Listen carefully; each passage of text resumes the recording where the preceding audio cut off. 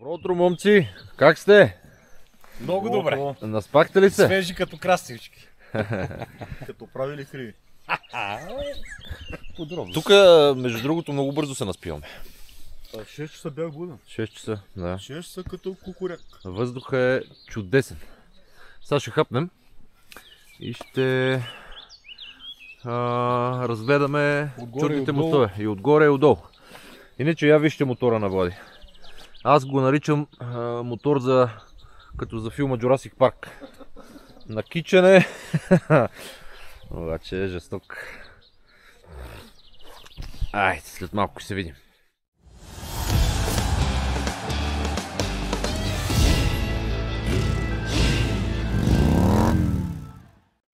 Това са катмички.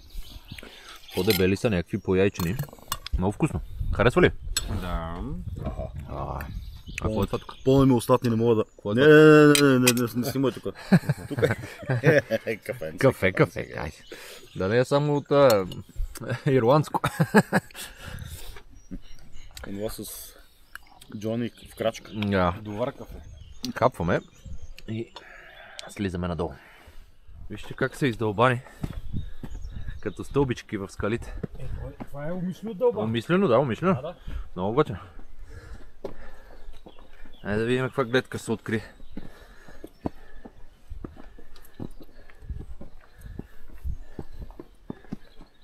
Уха.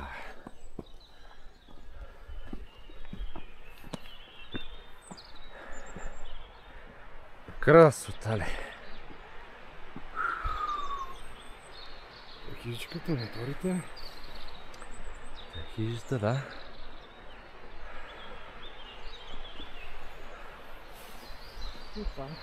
С Влади измислихме нов глагол. Какво ще правим? Дронираме. Ще отиваме да дронираме. За мен ще дигаме дроновете. Ще дигаме дроновете.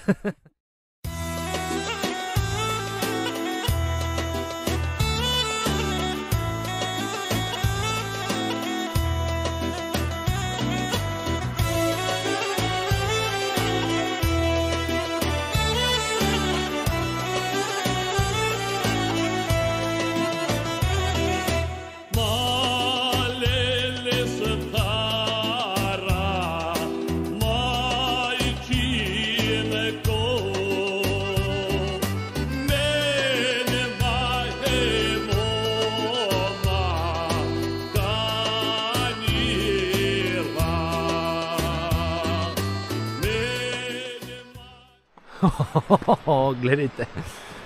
О, райско е. За първи път идвам тук. Уха. Абе, Данчо. А това място е уникално. Кефите, нали? Да. Леле. А той е надолу. Да, долу ще слезем и долу. Слезем и долу. Да. Леле. Сигурно е така от тук и слиза долу. Да, ето тук е пътечка. Пътечка. Влади, уникално. Там съм слизал по реката нагоре. И то ще слезем, ако ще има море. Айде надолу, айде. Айде и от малко по-задната част. Сега слизаме надолу.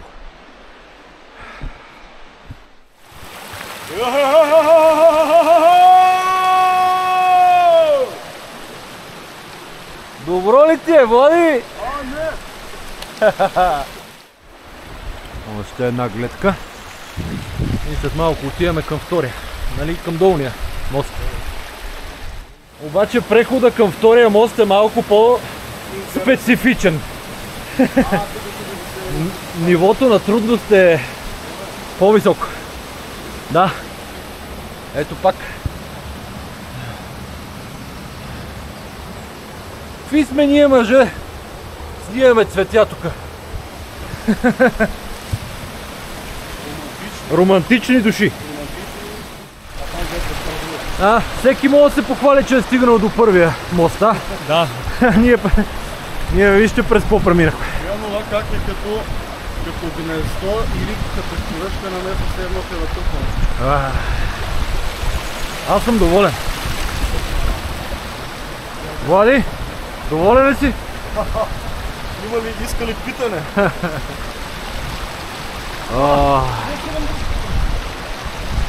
Сега тръгваме към Бачковския манастир. И Каруса. И така, приятели, за жалост нашето приключение отива към своя край. Не ни се иска, но трябва да тръгваме. Сега се насочваме към Бачковския манастир, който е на около час от тук. След това Влади си заминава за Видин, ние към София. И това е. 3 дни, но изпълнени с страхотни емоции. Ще ги запомня. И така, с керванчето леко-леко, пър, се насочваме към манастира.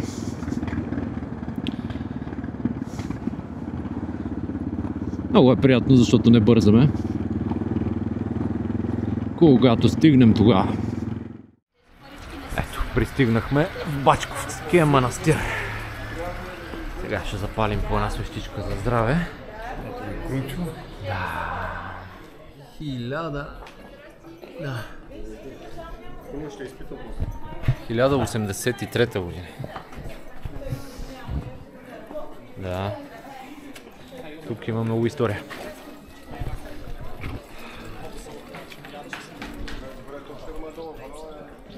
Ой, разрешавам.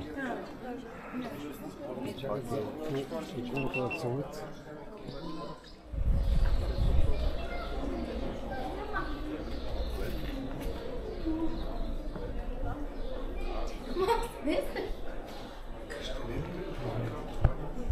Какво е това сега, Влади?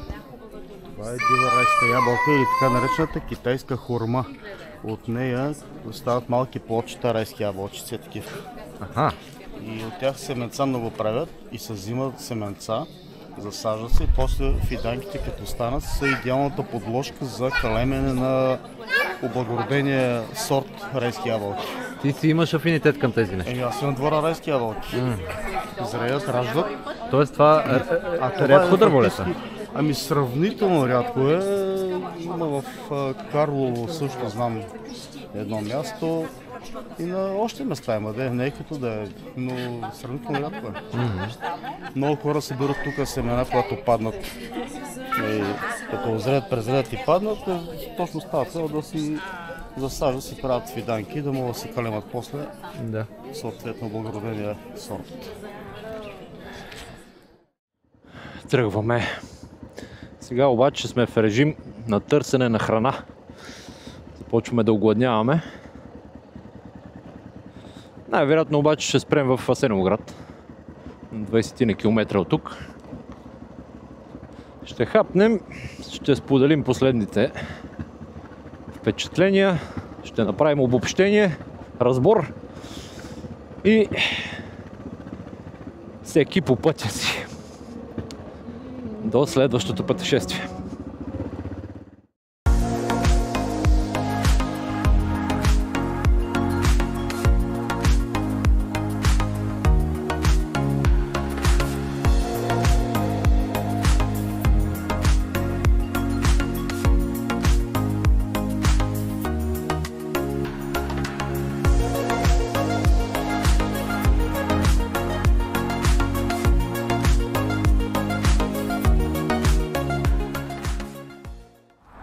Момчета, може телом да сме уморени, обаче духом, как е?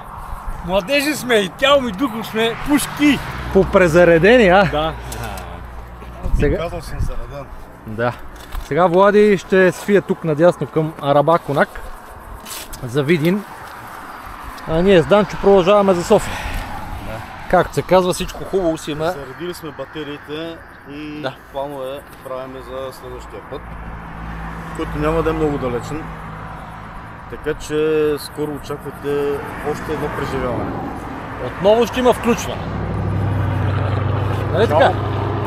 Гледайте YouTube канала Законите на Крум и БГ Мотористи. И БГ Мотористи. Очакваме нова тениска, между другото. Както и Facebook групата със същото име БГ Мотористи. Да.